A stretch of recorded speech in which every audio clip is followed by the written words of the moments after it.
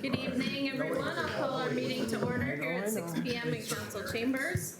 Roll call, please. Alderperson Murphy. Present. Macias. Present. Razak. Present. Timian. Present. Finch. Present. McNeil. Present. Castro. Present. Schmidt. All right. I do not believe we have any remote electronic attendance. So we'll move to board appointments. I'm reappointing Mayor's reappointment of Angela Rule to the Citizens Advisory Council on Urban Planning, the CACUP Board, for a 3-year term to expire July 31, 2027. If there's no questions, we'll move to our presentation, Stormwater Ordinance Updates. Andy Parr, Scott Charlie Brown. DeSplinter, and Charlie Brown. Sorry to disappoint you. I'm not Andy. I'm just reading the paper.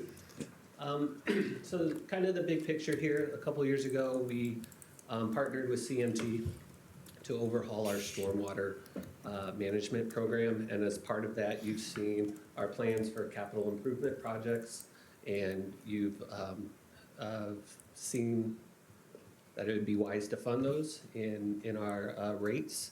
And so the big picture is, remember, we're trying to have a twofold effect on this.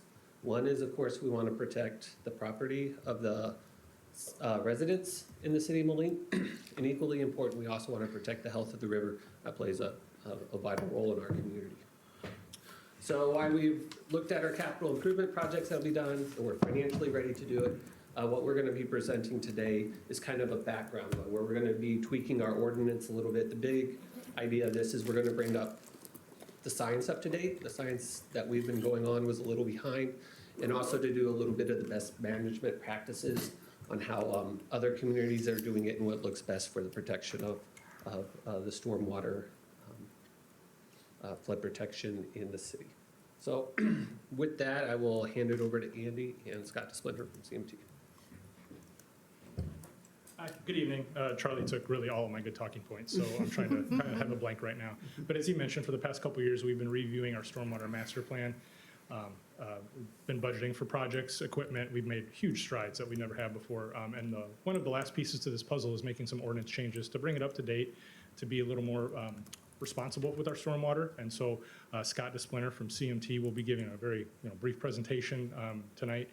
They've been a great partner throughout this endeavor, and we've really appreciated them. So I'll just introduce Scott right now. Thank you. Thank you, Andy.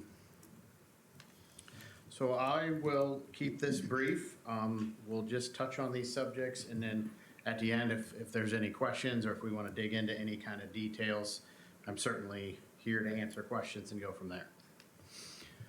So as we work through the Stormwater Master Plan, we developed recommendations to the Stormwater Ordinance. And these recommendations really focused on utilizing the most up-to-date rainfall data, meeting current design standards, and complying with your NPDES permit. So our first recommendation is to utilize the most up-to-date rainfall data, which is Bulletin 75, which was developed and published in 2020 by the Illinois State Water Survey. This bulletin factored in another 34 years of rainfall monitoring. It brought it up to 2017, where the previous data stopped at 1989. So this updated rainfall data will allow the city to better plan for the current runoff. As we've seen over the years, that rainfall seems to have changed. Some more intense storms, some more frequent storms that are occurring. So our second recommendation is to lower the additional impervious area threshold requirement for a Class 2 drainage permit from 1 acre to 1/3 acre. A Class 2 drainage permit requires an engineering analysis, stormwater detention, and other best management practices. So what I've shown here is just an example parking lot expansion, just to kind of visualize. The red box is what would be an allowed expansion without any engineering design or detention improvement under the current ordinance. And what we're proposing is to limit that down to a 1/3 acre improvement to allow for those smaller developments, but make sure that we're capturing larger areas and making sure that they're retaining their water and using best management practices to treat the water as it should. Our third recommendation is to utilize the critical storm duration versus a 24-hour duration. To determine the critical storm duration, engineers analyze different storm durations like a 1, 2, 8, 12, 24 hours for a specific return period, say a 100-year event or a 1% annual event. And then they identify the duration that develops the peak or highest flow rate or runoff volume from the site. While a 24-hour storm event is often used, it doesn't actually, or it could be significantly shorter or longer depending on the factors, such as land use, topography, drainage basin characteristics. And it's important that we understand which duration controls or creates the largest runoff so that we can design our detention ponds and our outlet structures correctly so that we're fully controlling the event. Our fourth recommendation is to add best management practices. These can be non-structural best management practices such as rain gardens, infiltration trenches, filter strips. We also recommend the addition of volume control. The volume control practice shall be designed to control the first inch of runoff from the impervious area. This first inch of runoff is really that contains the highest level of pollutants, and we're able to capture that in a retention area to keep it on site and really encourage that water to be infiltrated or filtered as it leaves the site. And this can be done in several different ways, such as porous pavement, bioretention systems, dry wells, or even retention storage areas that are below the existing gravity outlet. And finally, we're recommending velocity control. And this is really just limiting the velocity of the stormwater leaving your site after development to what it was pre-development. And this will lessen the downstream erosion and really limit those impacts. We'll note that all of these recommendations and ordinances were modeled after the Illinois Department of Natural Resources standard or model stormwater ordinance that is out there for communities to rely on and utilize. Most of these requirements are utilized by IDNR, IDOT, and other municipalities throughout the state. So with that, I'll open them up for questions, and we can dig into details or answer anything that you might have. Yes, Mr. Vita? Maybe just a quick comment, Scott. I mean, if you just go back up to like the first slide.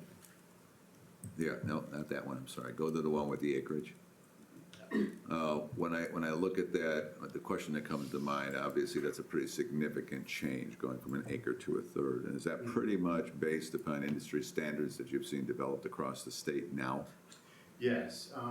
Most of the communities that we're working on that are updating our ordinances and are experiencing this development and redevelopment, we're seeing it very heavily up in the Naperville areas and around Peoria, and that are lowering this threshold so that they're better capturing these events, because these smaller, more intense events are creating a significant amount of runoff off of these areas that are less than 1 acre.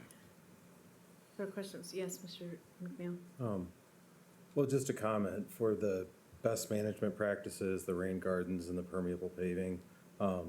If they're in locations where we might have signage explaining how they work to encourage residents to also implement those practices, I think that would be great. I also know some cities and counties have offered incentives to homeowners to capture stormwater on their property. So there are incentives in your ordinance.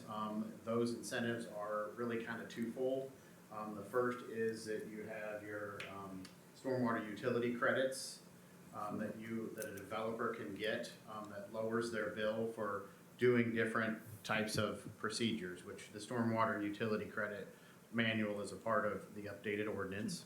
And the second one is the where you help pay for problems on there. What's that called? Sure, well, I think maybe, were you referring to the Rock Island has a rain garden program? They that still have it? specifically, I They believe still so, have- I believe okay, so. okay. But yeah, something like that, and we've developed our Moline Stormwater Assistance Program that it's not a rain garden program, but it's there to address stormwater damage caused by the properties, so a rain garden would qualify for something like that. Okay. We've had that for, about a year or so. Okay.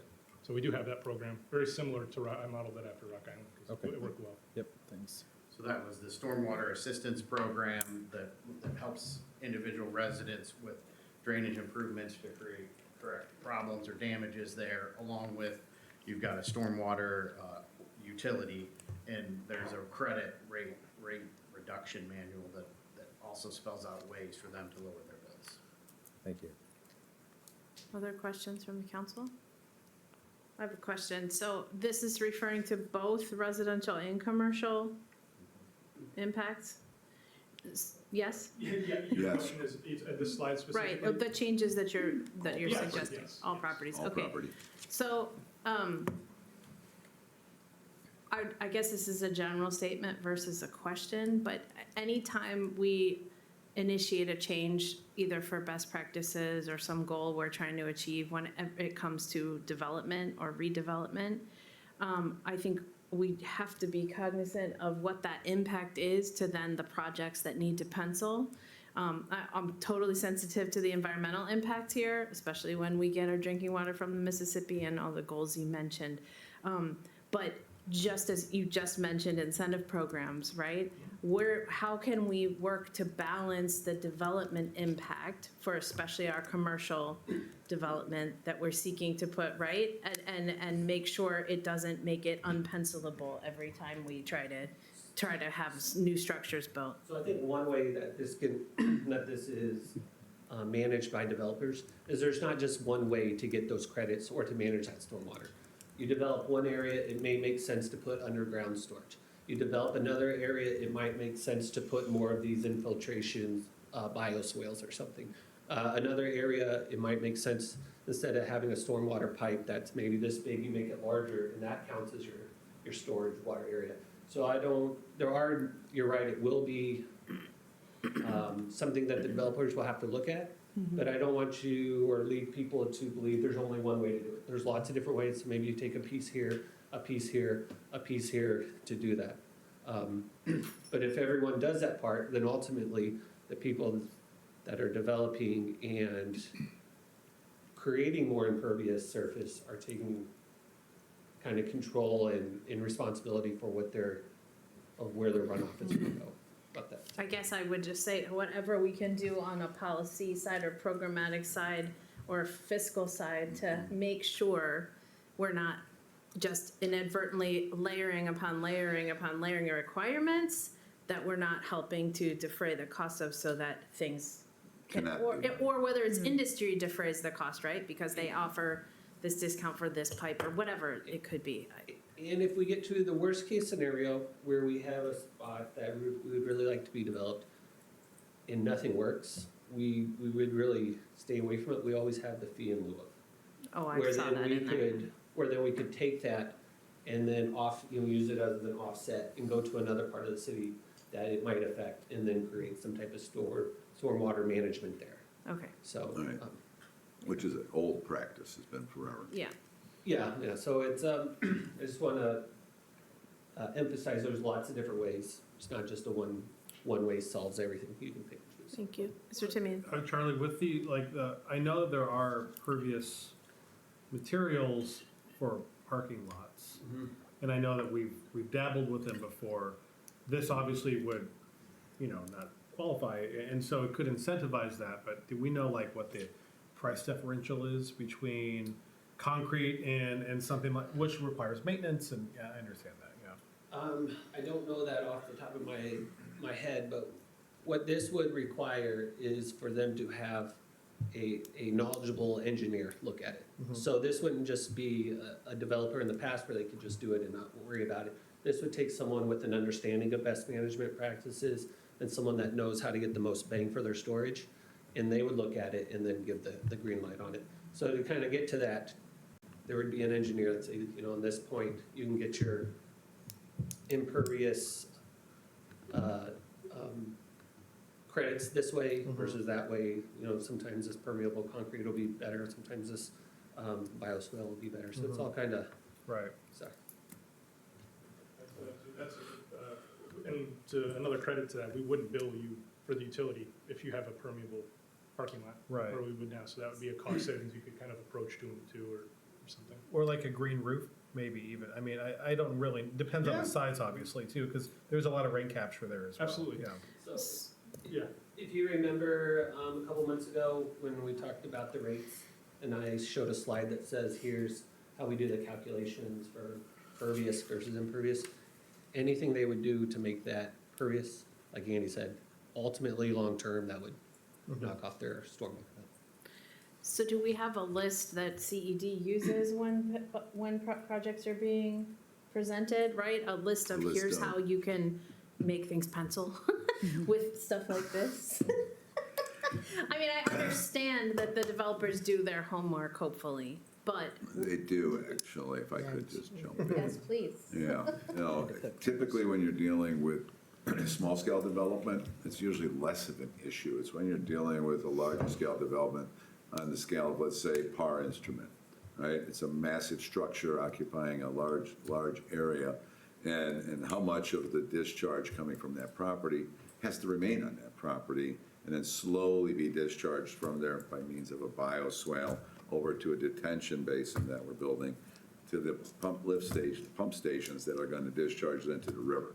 So that there's a science to all of that, and it all gets engineered by environmental engineers and civil engineers. That's kind of the big example. This one that they're showing here is an ideal piece of property because it's got 2 parking lots on it. It's just a former right-of-way from the state, and whether it develops or not is to be seen. Right? We're working on this particular piece of property right now with DOT, and this was the subject of the Sam Schwartz study for accessibility as you're looking at it. So as we look at the future development of that and the application of this ordinance and how this is going to develop, they're going to have to address more, I guess, more rigidly in some respects. It's a little more rigid, but there's more science to it. There's more options to it that we're making available. So it's not as if though it will restrict development or limit development, but it will affect how development simply discharges the water.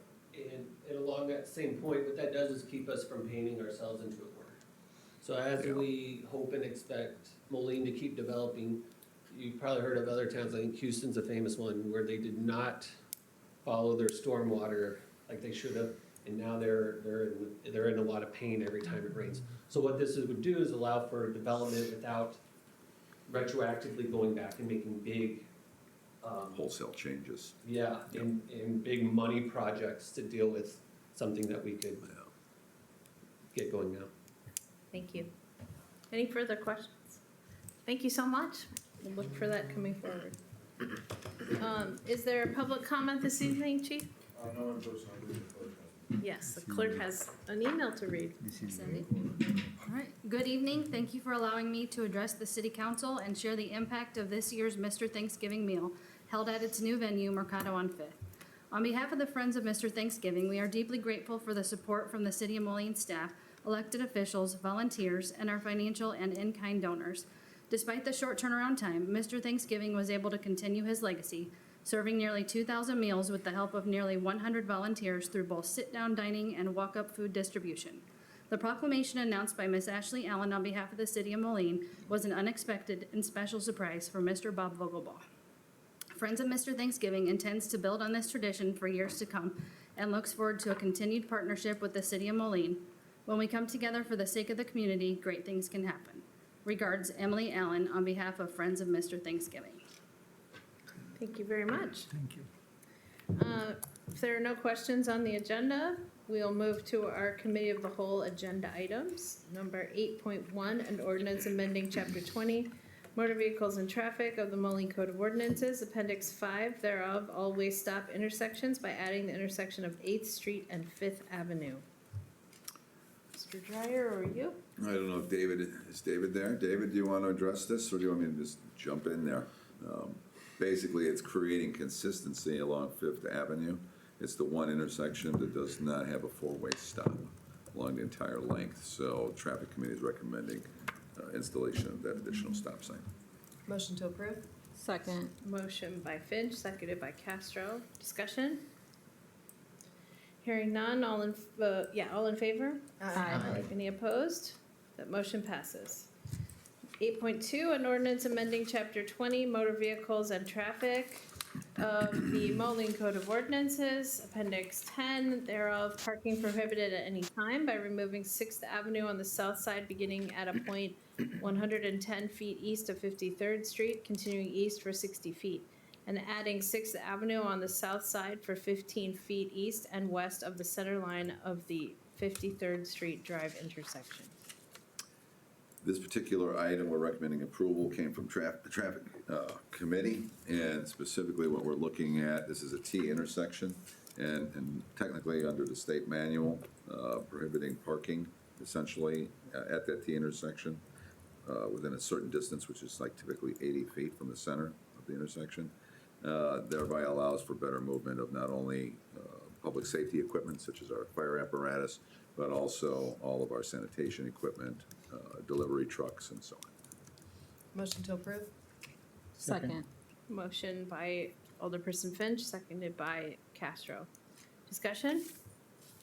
Yes, Mr. McNeil? I just want to share that the residents along 6th Avenue are grateful for engineering and the traffic engineering committee for revisiting this, because it was 60 feet, now it's 30 feet, so it works for our sanitation trucks, and the neighbors are really pleased, Thank you. so. Thank you very much. If there's nothing further, all in favor? Aye. Any opposed? That motion passes. 8.3, an ordinance amending Chapter 20 Motor Vehicles and Traffic of the Moline Code of Ordinances, Appendix 14, 15-minute parking restrictions in non-metered zones to include 1509 15th Street, one on-street stall, and amending Section 20-5109 parking time limits / restrictions established by repealing subsection C4 in its entirety and enacting in lieu thereof one new subsection C4 dealing with the same subject matter. This is a pretty straightforward request from a local business in that neighborhood, and we're recommending approval for this 15-minute, basically pickup zone, non-metered pickup zone, so that people can stop, pick up their pizza, and move on. With changes coming across the street and additional patrons going across the street, he expects that he won't have any parking or anywhere for his patrons to pick up their pizzas. So we're recommending approval. Motion to approve? Second. Motion by Finch, seconded by Razak. Discussion? Hearing none, all in favor? Aye. Any opposed? That motion passes. 8.4, a resolution authorizing the mayor and city clerk to execute and attest to a law enforcement services agreement between the city of Moline and Universal Protection Service, LLC, DBA, Allied Universal Security Services, setting forth the terms for assignment of uniformed police officers to perform law enforcement functions at the South Park Mall complex for the period of January 1 to 2025 through December 31, 2026. We are recommending approval of this agreement with Universal Protection Services, LLC, doing business as Allied Universal Security Services. We have a longstanding history of providing law enforcement services at the mall, and we'll continue to do that. And the mall is a partner with us in this program, and is cost neutral to the city, even with the addition of the cameras that they're looking for at entrances to the mall. Thank you. Motion to approve? Second. Motion by Finch, seconded by Macias. Discussion? Hearing none, all in favor? Aye. Any opposed? The motion passes. 8.5, a resolution approving change order number 1 and final with Walter D. Laud, Inc. for project number 1444, 2024 inlet / catch basin replacement program for the amount of $3,025.60. We're recommending approval, straightforward. Motion to approve? Second. And I appreciate that, Motion by brother. Finch, who was the second? Second. Macias. Any discussion? Hearing none, all in favor? Aye. Any opposed? That motion passes. And we're to our informational, 9.1, amending Chapter 22, tobacco dealers licenses. Ms. Kostopoulos. Thank you. So as you know, a couple of years ago, in an effort to give council better control over how areas in the city are developed and what businesses come in at various locations, we offered an amendment to the code to cap tobacco licenses. That cap was set at 48 at the time, but it floats. So if there is a license that expires or is turned in, then the cap is automatically reduced. Therefore, you have experienced a number of ordinance presented to you to issue a new license to applicants. What we have found through that process is that a change in Iowa law has brought many businesses to Moline with an interest in opening tobacco stores or vape shops, as they're often called. This again raised concerns about should the number of vape shops be different than a license for a grocery store or some other retailer. And to address that, we have offered an amendment again to the code which would bifurcate the tobacco licenses into two classes. Class A would be a retail tobacco store, which would be a business which primarily sold tobacco, tobacco products, tobacco accessories. And when I say tobacco, it really has a much broader definition. It includes many more products, but obviously excludes cannabis. So the Class A license would require that it would principally be for businesses engaged in retail display or sale of tobacco products and accessories, and include smoking lounges. So that would be your vape shops. It would not include, as I mentioned before, licenses for businesses that, such as a grocery or convenience store or gas station that, or restaurants or bars that sell cigarettes or other tobacco products. What would be defined as a principal business would be either a 20% or more of the floor space in the business would be used to either sell or display these tobacco products, or 50% or more of the gross revenue would be derived from sale of tobacco or tobacco products. This sort of mirrors our liquor code, which has a similar description for a principal business at the 50% or more. In addition, our liquor code also allows consideration of other things such as floor space. So we tried to mirror that for consistency purposes. Then we created the Class B tobacco license, which is really anybody else, any other business that sells tobacco or tobacco products or accessories that does not meet the retail tobacco dealer's definition. So and the idea is that it is the Class A tobacco dealer license that it appears you are more concerned about regulating or issuing, especially near schools or other like businesses.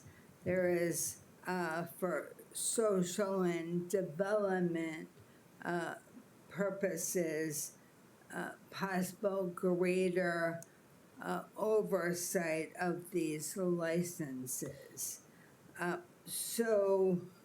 In addition to this bifurcation of licenses, this amendment also creates a moratorium on those Class A licenses for about 1 year. We have suggested in this draft, which is only a draft, we need input from council, that it would expire on December 1st of next year. Moratoriums are generally for a year or sometimes up to 2 years. This would allow some flexibility for the council to further examine and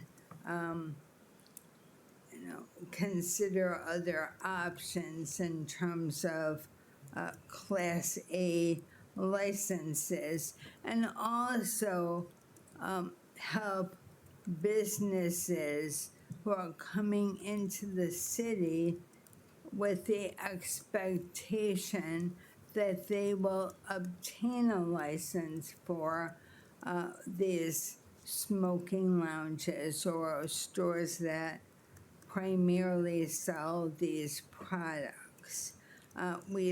You've seen a few disappointed applicants in recent months, and the moratorium would certainly help them understand that they should not have that expectation.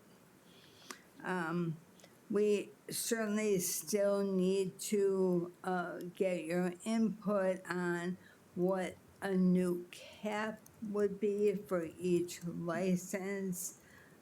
Clearly, the Class B license is less, I want to say concerning, but perhaps that's not really the correct term, but you are less concerned about those who sell tobacco and products in the context of a convenience store or a restaurant.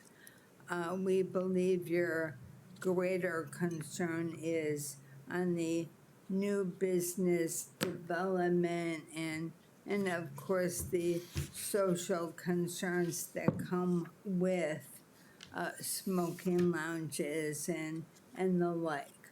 So our recommendation would be to leave the cap for Class B license where it's at now. Keep it at 48. It will still float.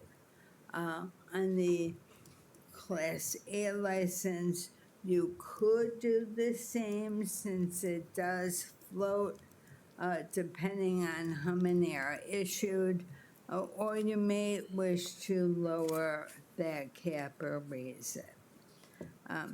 Other concerns that are administrative, which we would have to work out after our ordinance amendment is finalized, is inspection and enforcement of the new regulations.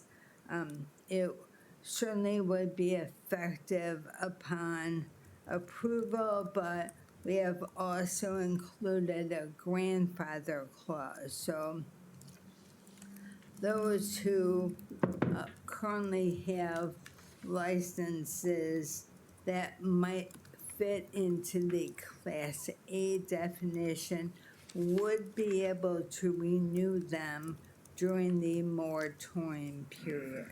So nobody will lose their business. It would just prevent new business from opening during that period of time. So we're open to comments, questions, suggestions. Ms. Finch? How do we, come up with the number for the cap?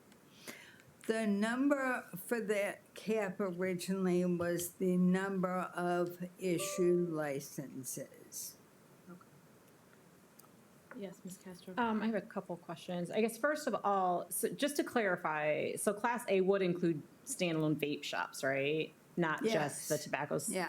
I'm wondering is tobacco the right word then to use for the ordinance? Because it's more smoking, nicotine, not necessarily tobacco. If you're someone like me who doesn't read everything, when I read it really quick, I mean, when I read it really quick, I just saw tobacco license and then that second Class B that talked about accessories, nicotine, and I didn't go back up into the rest of it and read really thoroughly. So I'm just wondering if tobacco is the right word for the ordinance. I don't know if anybody else feels the same way, or is it the legal? Is this a legal document? Right, and legal there are definition? state regulations, state statutes, Got it. which we try to mirror in definitions whenever possible.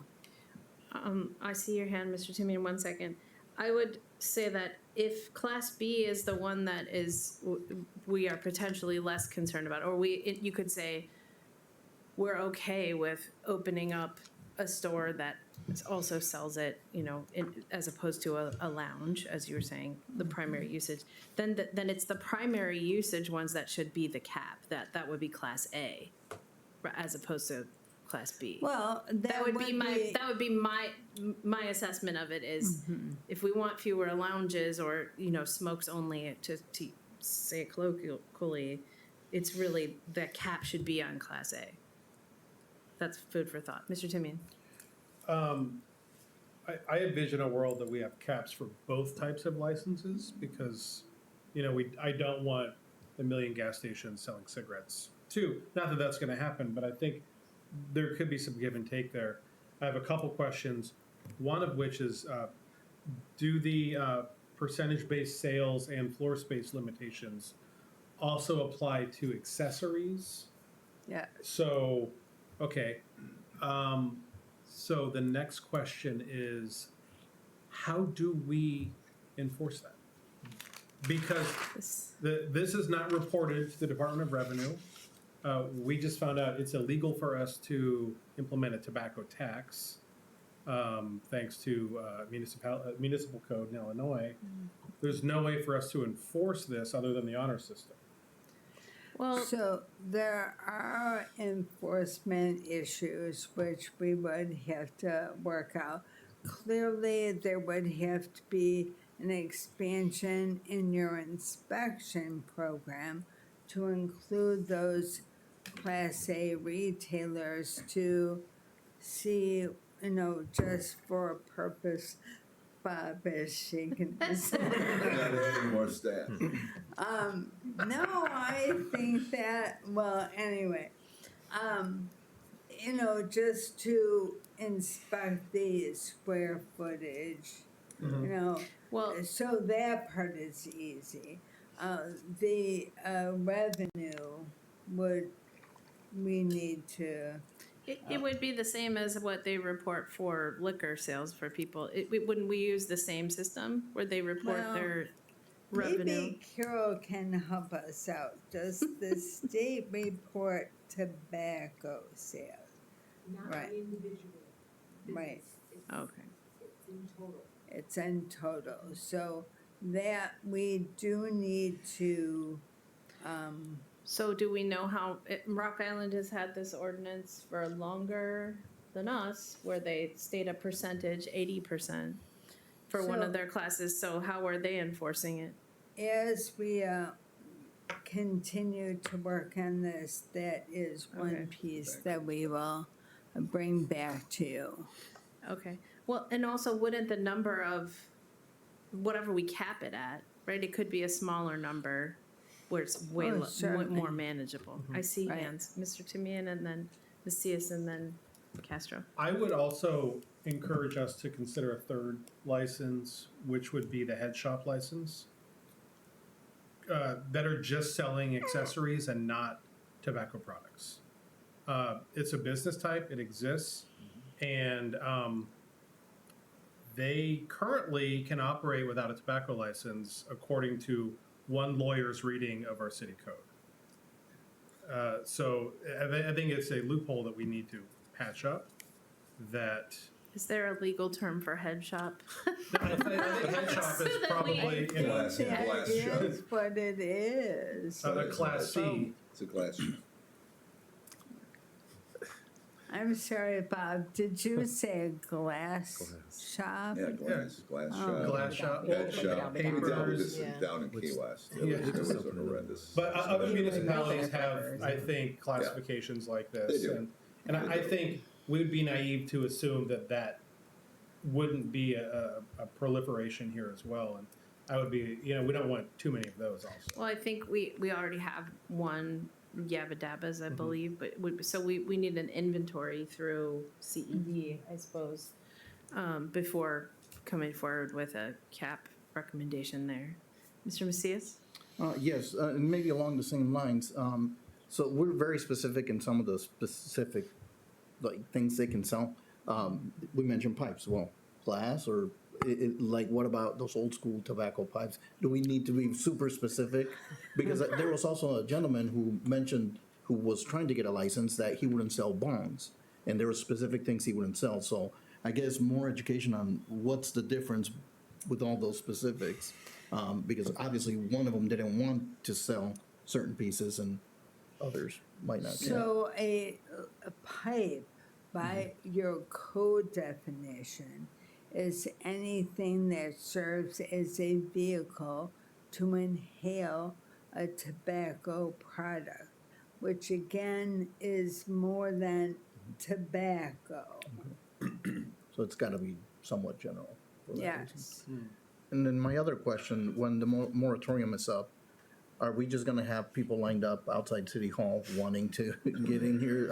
What's that process gonna be like? A lottery, or what would that look like? Well, again, it would be on a case-by-case basis, as you have been doing it up until this point, because we would really encourage a cap, and that cap should be somewhere at or around what licenses will be issued or renewed during that moratorium period. So if it turns out that, for instance, of the current number of tobacco licenses, that half, let's say 25, are fall into the category of retail tobacco dealer's license, or Class A,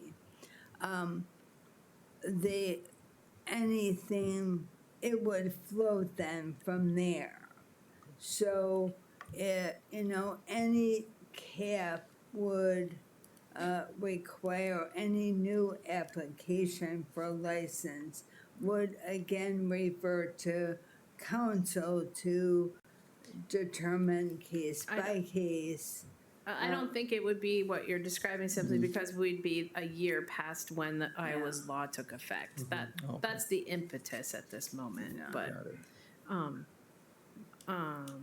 yes, Castro. wait, 1 second. So just I thought you before I forgot my forget my name. thought, no, my thought in response was, so we need the inventory from CED, or maybe it's Carol's office, for what type of shop right now would go into which of these proposed categories, right? So we have a better idea of what the cap would So really take the be. existing 48. Take the existing and distribute 48 them. and distribute them, so we have a better idea of existing caps to be determined. Or we could set it both at 48. Oh my and- God, oh. Well, but it still flows. So That it's- destroys our it's whole goal of just a- control over proliferation. It's just a number. It's not just a number, Madam Counselor. It's, no. Ms. Castro.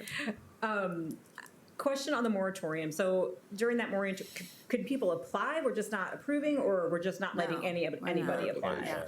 Got it. And Rock Island currently has a moratorium, correct? Correct. So then when we're counting the, like, who goes where, we're counting with grocery stores like Hy-Vee's and like Walmarts and those type of businesses too, right? Those would count in those. In Class B. Yeah, Class B. Yeah. We probably can do a fair estimate just based on Yeah, the knowledge. location and the Yeah. store that it is. Yeah. I don't think it's very difficult to go Right. through those licenses and figure that out. Mr. Razak? Thank you, Your Honor. As Margaret said, my understanding is it's a something we are talking that there is a lot of vagueness within it, because we do not have very specific idea what specific items they are going to sell. Once they get the license, and then it would be next to impossible to control them. Who will check with them what they are selling? So before coming to a decision, I think we need to have a good research on it, and we need to have a good commitment from the license seeker, what they intend to sell and what they will actually sell. So these are things I think needs to be clarified. Moreover, I am in favor of discouraging any sort of tobacco license. Rather, I would go with Matt that if someone is interested in doing business, yes, we encourage business. That does not entail that it should be bad. It should be tobacco. There are a lot of other business. They can come. They can do in the neighborhood. They can come up with they can open a restaurant in the neighborhood or something else that then people can go, they can eat, but not vape, not liquor, things like that. Gotcha. I'm sorry. I would say enforcement is important, but there are all kinds of ways that we don't already control every last piece of what people sell. So in the words of one of our older people, you can't let the perfection be the enemy of the good. So the good here is making sure we don't have oversaturation of one type of business. I'm not anti-enforcement by any means, but we have to be realistic about what that will look like to a degree. Anything further from the council? Yes, Mr. Timian. I just wanted to reiterate a little bit about the proposed Class C and the impetus for that. I spoke with the gentleman who we rejected a few weeks ago, and he was asking if he marketed his products as cannabis products, not as tobacco products, if that would then skirt the need for a tobacco license. Because he says, these are not for tobacco, they are in fact pipes for cannabis. They are not tobacco. And he's like, I don't even have to sell tobacco. So that's why I asked Margaret the hypothetical. And it turns out that that is a loophole in our code. Mm-hmm. You can sell tobacco pipes, cannabis pipes, cannabis distribution mechanisms, and it does not fall into the tobacco licensure of the state or the city, which is why I think plugging up that loophole with a separate license classification could be beneficial. Thank you. Anything further? Okay. We will move on. Thank you. 9.2, December 2024 Status and Information Report. Mr. Vito. Yes, thank you, Mayor. Just real quickly, so not to take too much time, the DSIP grant kickoff meeting went exceptionally well. We had representatives from the Department of Defense, office that monitors and administers the DSIP grant program for DoD, actually here and visit us on site to basically go through all of the gymnastics that surround this grant, which are quite significant. So we had a great meeting. Everybody who had anything to do with it or will have anything to do with it, whether it was in the executive offices, whether it was the engineers, or whether it was finance, we all had representatives there. So meeting went really, really well. We met the people who will actually be administering the grant for us in Washington. Well, it's actually in Arlington, Virginia, across the river from DC. So that was a really a good kickoff. I do want to highlight the fact that we did have 176 trees planted this year. So the urban canopy actually increased pretty dramatically given how many ash trees we had to remove over the last couple of years. Unfortunately, we did not get a grant through the Morton Arboretum for next year, so we're going to try and figure out how we can continue this program. Absent that grant, we're looking for other grant opportunities. While saying that, I do want to mention that Terry Bates, our arborist, was recognized with special recognition by the Illinois Arborist Association for all of his efforts and all of his work. So we've got a great arborist on board. If you see him, say congratulations to him. It's really nice to see somebody get recognized. City Hall, as Public Works secure control entry projects are going to launch shortly. Next week we start in City Hall with the removal of one office and the installation of the public restroom that will be located where that office is currently at, to the right of the main entrance. And then in mid-January is when they'll really kick off and start doing the job to provide for that secure entrance, both here at City Hall and then at Public Works as well. Bethany project, we don't want to call it Bethany anymore. That's part of the past. That is the City Services Center. So the City Services Center project is already up and running thanks to Public Works and Denver's teams. When it's not snowing, when there's not leaf to be picked up, which is ending this week, just making that announcement, leaf collection officially ends this week. The guys are in there actually painting, and once the painting is done, then the carpeting installation will be done by our own teams as well. Tremendous cost savings by doing the work in-house as opposed to actually contracting it out. We are using local vendors for our paint supplies as well as for our carpeting. So that's really great news. We expect that project to be done probably mid-March, and then thereafter shortly we would see the assembly of the staff into that building. It is already being used by Parks and Rec. I'm sure you know that, quite successfully and without any incident or problems with our relationship with Bethany.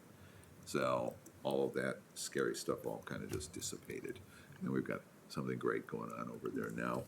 I do want to point out as well that there are at least 3 businesses now that are part of our Compass program. I would love to see that number grow, and however I can help to do that with my contacts in the city and with Ashley's help, it's time. We need to, if we're going to do it, we need to do it as a team. So if you know business owners that are selling product and want customers and want to offer discounts, it's kind of a group effort. You know, no one person alone can reach all the businesses in this city. There's thousands. So then we want to hit the big ones first as much as we can. So that's all really, really good news. And I can go on at length, but I won't. We'll stop there, and if there's questions, please call. I know you're all busy. I know I'm busy and swamped. I mean, we're at the end of the year, and we should be slowing down. It seems like we're actually in full throttle. So there's a lot of good things on the horizon that we'll be bringing forward in the next month or two as well. Yeah, Ms. Castro?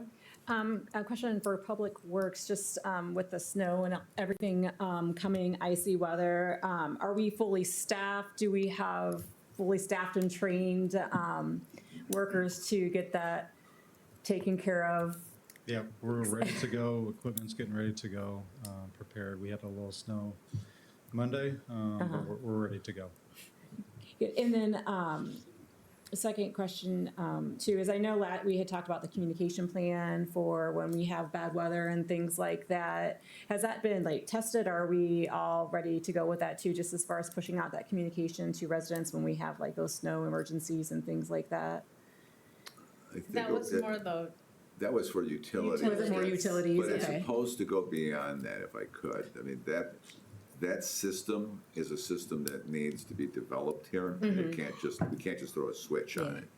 So, I mean, you know, the police. I chief just is know that there's already been on. times when communication has been lacking, and I think that sometimes, rather than have them call all the time, you know, saying when are they gonna come and shovel my, or plow my road, just like some kind of communication as to like maybe where the plows are, kind of how we're doing the, I leaf guess blowers and things like that. can you give us some perspective on what they think, what people think is lacking? Because we put it on socials, we put it out to the I don't news know. I mean, the news outlets, we put it on our website, we put it everywhere.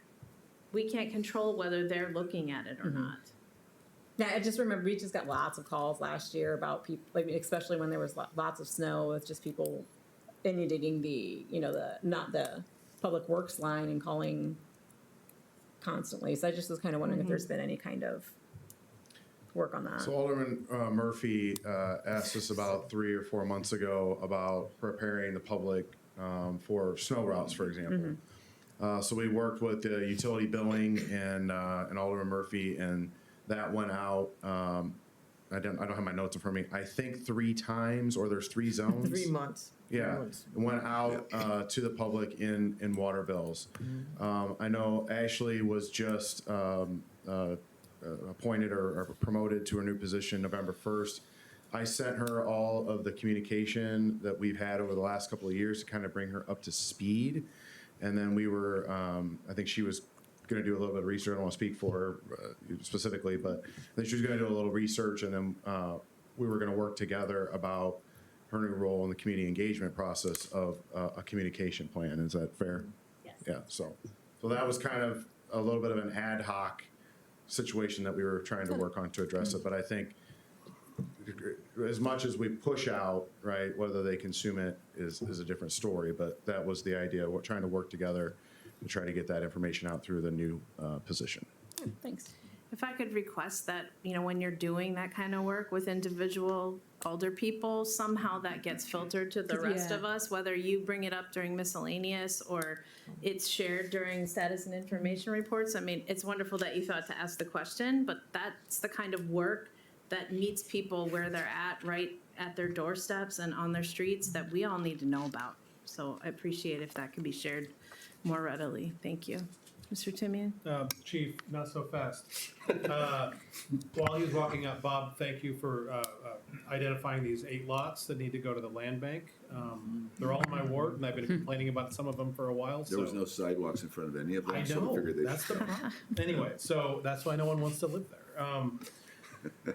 This is the time of year where I ask you about parking on snow routes and what we're gonna do about it during snow events. That was tied into our previous that was actually Alderman Murphy's genesis for the water bill memo. So we've tried several different methods for that. One of them, I think 3 years ago, we sent a letter to every address point on snow routes. At the time, might have been longer than that, might have been 4 years ago, because at the time, there was an enormous amount of snow routes in the city of Moline. Corporation Council brought forward amendments to that. We worked with Rod Schick at the time and the snowplow drivers, and we reduced the number of snow routes to a more practical application of the purpose of a snow route. Hospitals, schools, difficult corners, et cetera, stuff like that. You'll see, I still feel like there's some that don't make sense to me. Like the roads are extremely wide and there's still snow routes, like it doesn't, you know, Right. we're never gonna get them, Public Works never gonna get them perfectly clean. Right. I think what you also get, just from my perspective, is you get a lot of people that don't have immediate front door access. If that spot is not clean in front of their house, they're really upset, which I think kind of sets us all up failure to meet their expectations. It's just so difficult. Partly, so in East Moline, when I was in East Moline before, we had a couple of snow routes that were very manpower intensive. Much smaller city, different set of resources, but we towed basically the entire downtown in conjunction with Public Works, and they scraped 15th Avenue clean. That was extremely difficult. We did it in the middle of the night, and it just never, no one's ever happy about that, right? Either they're unhappy that the sidewalk isn't clean to curb, the street isn't clean to curb, or they're upset that their car got towed. And so I think here in Moline, it's a bigger challenge because there's so many miles of streets that it's a little bit impractical for us to set up those. I think and I don't want to speak for Denver, I think we probably would only do that in a Buffalo-style emergency, right? Where it was so bad that we didn't really have any other choice. Sometimes Mother Nature takes care of it for us, right? And that it's, a couple days, next thing you know, it's melted. So really, we're trying to ensure public access on the snow plowing, right? And not necessarily parking clean to curb. So I think that's also something we need to talk about as expectations of the public, is that the snow route is for access, not necessarily parking. And so I think a combination of what we tried to do this year, and then what we're going to try to do with Ashley in the next month, I think the snow caught me off guard. I wasn't really expecting some snow the other day, but is kind of the plan going forward. Well, would tickets just be a decent deterrent instead of towing? I know towing is very cumbersome in terms of Inexpensive. Yeah, so I guess I'm not sure what the purpose of ticketing without taking any further action really would be, right? The ordinance kind of really calls for the towing, right? And then of course ticketing the fact that they're there is a violation, right? So it has some layered effect. But what we will do is we will tag and ticket them in an abandoned vehicle type situation. So what snow does do is it highlights cars that have never moved, right? Or that what we call under the court ordinance abandoned. And so that's the car that you don't notice going to work every day until it's snowed in and plowed in, and then all of a sudden this vehicle is not operable, right? That also violates our abandoned vehicle code, which our traffic unit and our CSO take. Now, some of that we do on a complaint basis, or some of it is, if an officer or somebody sees it. But I think the other message that you can give your constituents is go request or our abandoned vehicle online reporting is also very helpful for us. Is that once they come in, then that helps our staff to be able to go out and take additional action. I think mass towing will reserve for a significant weather event. Right? Okay, thank you. Mr. Macias? Just something completely separate, so you're good. No, just, I noticed on the businesses, Aldi grocery store, is that the correct address, 710 42nd Avenue? Yeah. I think it is. It's not, Is that the old Hy-Vee? Oh, you're referring to No, that's not the old 42nd Avenue. 7th Street where Yeah. the Hy-Vee was there, remodeled, then left? Yes, the answer is yes. Okay, So Aldi's is going there? well, there's plans on the, I just got a little Yes. excited. Yes and yes. It's just exciting. Oh, All right, excited. just wanted to make, We're I announcing saw remodel. It's the permit is in, it's public Yeah, record. okay. thank you. All right, thank you. In fact, that space is going to be broken up into several Yeah. users, just so Okay. you know. It won't Okay. just be Aldi, because it's such a large space. Yeah, all right, no, it's exciting to see. Thank you. Yeah, you're welcome. Anything further on 9.2? Hearing none, we'll call our council meeting to order. Pledge of allegiance, please.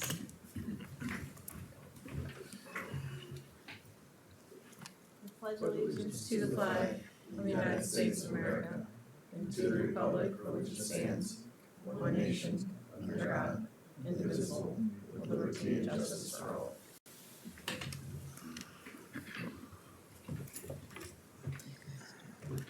Do you have an invocation, Mr. Thank you.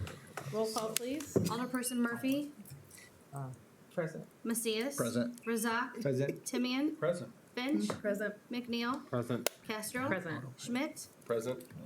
Your Honor, I request the approval of Committee of the Whole, Council, and Executive Session meeting minutes of November 19, 2024, appointments made at Committee of the Whole on December 3rd, 2024, and consent agenda items 15.1 and 16.1 through 16.3 inclusively.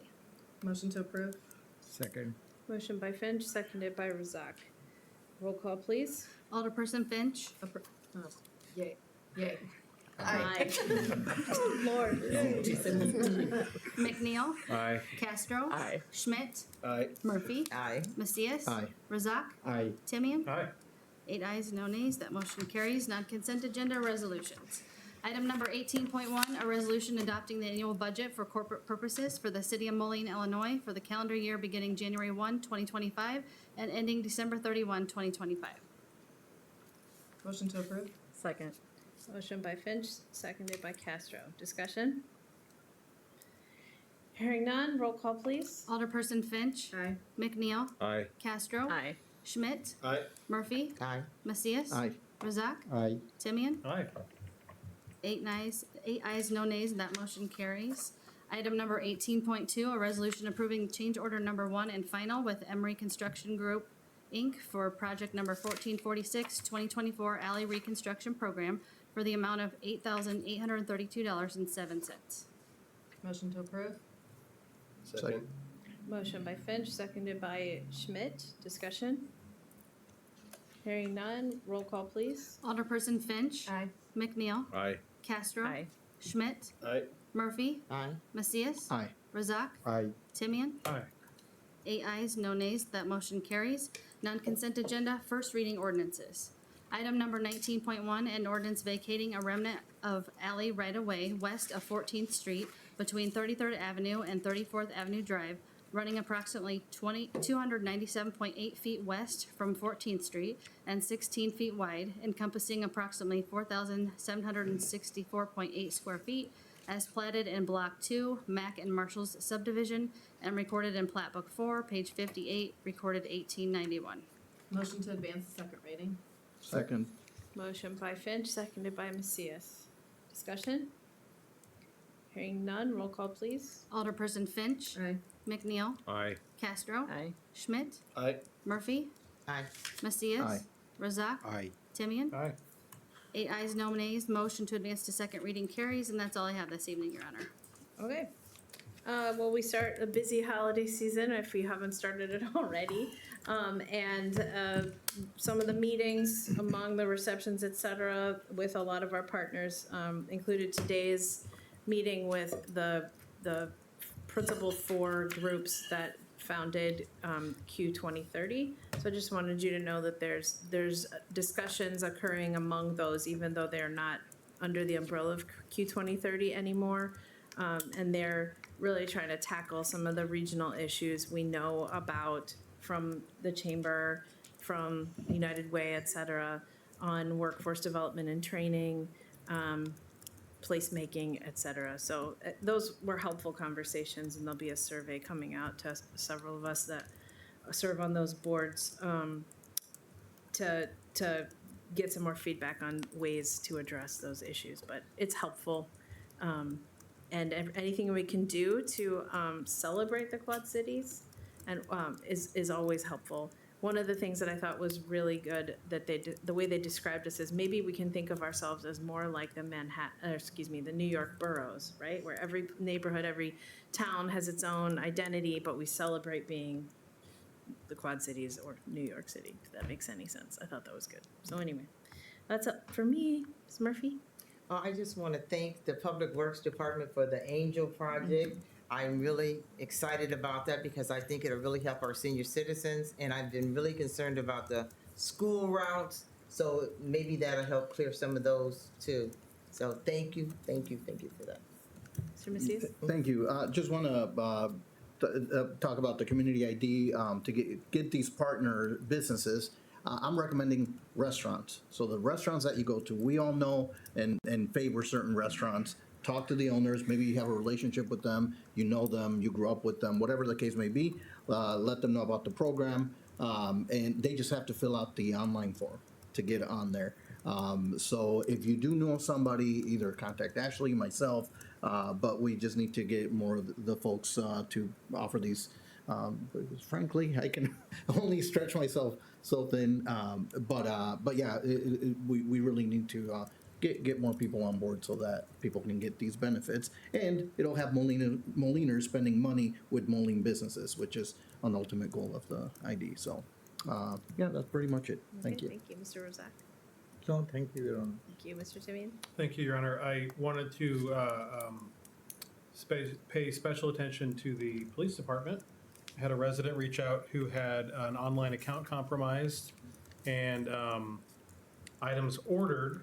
And because we were able to act quickly, the detectives were able to help assist, and we're even excited about the possibility of intercepting the package and saying that they normally don't get this opportunity, so they were planning a stakeout and all these different things.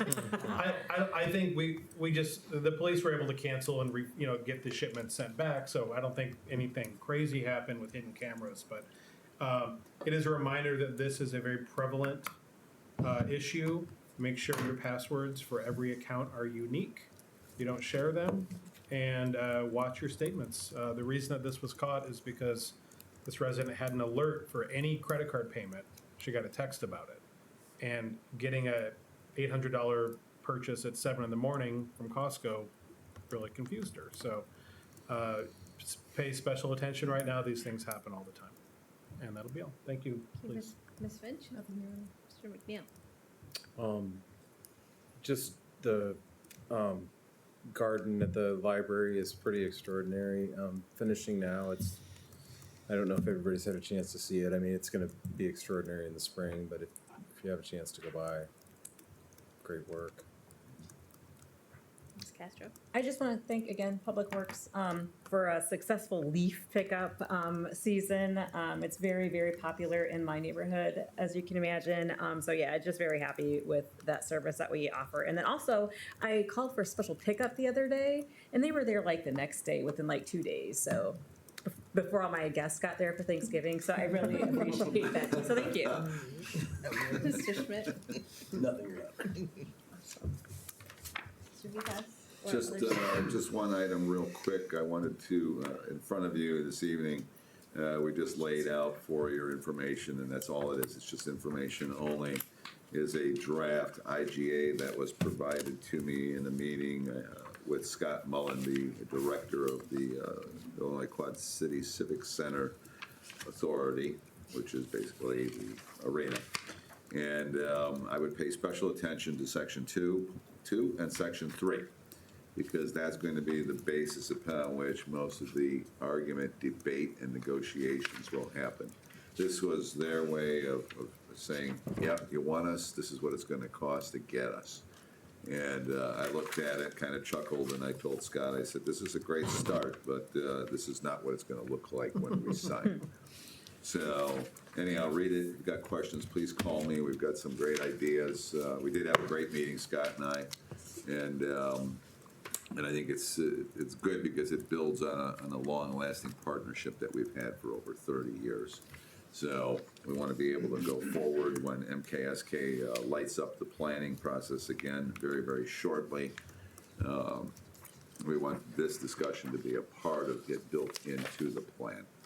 So we've got some environmentally ideal concepts that we'd like to throw out there into the MKSK arena in terms of having a natural type of arena versus any type of hard plastic gross seating that just lays out there and takes up space and is only useful when people are sitting in it.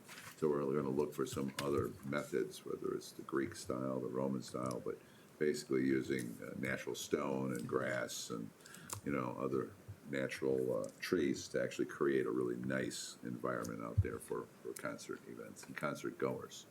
So we're going to be looking at that. And we do have the report back from Sam Schwartz, came in, I believe it was last Friday. So we've got a meeting this week to go over that with them. And the good news is they think that alternatively, the site with restricted access may be accessible at the juncture where the ramp is directly across the street, which builds, which is great, he came to that conclusion on his own. That builds on discussions that Matt Hughes and I had several months ago with the DOT engineers in Dixon. So we should be able to get their support for something like this, and we would be then looking to acquire that property. And for now, that property sits in abeyance in a file waiting. So until Federal Highway Administration agrees. So there you go. That's all I have for tonight. Thank you. Mr. Schmidt? I just wanted to ask if we could bring this back at some sort of informational or agenda item. I have a lot of questions that Margaret's not going to let me ask in the meeting. Oh, really? Well, I have a lot of questions about what this is and where it's going, and the fact that we're being presented with something like that. The reason you're getting it is because the entire Civic Center Authority Board received a copy at their meeting a week ago. I wanted to make sure you all have what they have, so they were all on the same starting page from their standpoint. I appreciate it, but I want also the context that comes with it from the city's side and the ability to ask questions that, again, are not appropriate and miscellaneous. I think. And I want to do it publicly with the whole of the group. I don't just want to, I mean, you could send an email with some of it to be sure, but I'd like to discuss that further because I have some major concerns about the direction that's headed. It's not going there. Yeah, there's context around why engage them with that piece. And part of it is related to the fact that they had a project right downtown that would have been in direct competition with what we're trying to building. It makes accomplish. no sense to use tax dollars in two spots. So there's more Correct. context. Right. So, thank you. So These are the informational, questions I wasn't going to ask. I would love, however it needs to come back. okay. I would like to have the conversation with you. You can do And that. if I need to get someone else with me to request it, I will. Whatever the council desires on the subject Well, is well, fine. I well- mean, they hold public meetings and their discussions are also held in public, though nobody attends. Let's be clear, nobody goes to those meetings, nobody goes to the Airport Authority meetings, but they do come here. So my suggestion to you is that if you have very specific things that I can bring to the meeting in response and be prepared, I would prefer that. And then that which I would prefer not When to is that discuss meeting? for negotiating purposes would not be brought up in a public meeting. When is that meeting? Which meeting? The next meeting we have? Yeah. With the Got civic two. center. We've got one more meeting this year. It's the third, I think it's the third Thursday. Okay, thank you. I don't have my calendar on there, I would tell you. Okay, is there any further public comment, Chief? Can I make a statement? Oh, yeah, please. Who is a graduate of the Citizens Police Academy? All right, we see some hands that are not up, so it looks like you're 2025 students. The applications for Citizens Police Academy are open. You can find it on our Facebook page. You follow that. You can email me if you want to attend. It starts January 22nd, goes through I think April 3rd, somewhere around there. So it's a wonderful event for you to learn more about the police department or about policing in general, why we do certain things. You can ask a lot of the experts from not just the Moline Police Department, but all of the Quad City agencies that serve our community. So I'd encourage you, if you have a little bit of time, particularly over the winter, and maybe your schedules are a little bit more free, if you could attend, it'd be great. You've got some graduates, alumni here that might be able to give you some ideas. And I hope that you would consider attending. The other thing I'd like to call to your attention, if you are not a listener, regular listener of podcasts or our Moline Police Department podcast, I might ask you to check out this week's. This week's episode is Justin Willis. We used to arrest Justin on a regular basis as a drug dealer in Moline.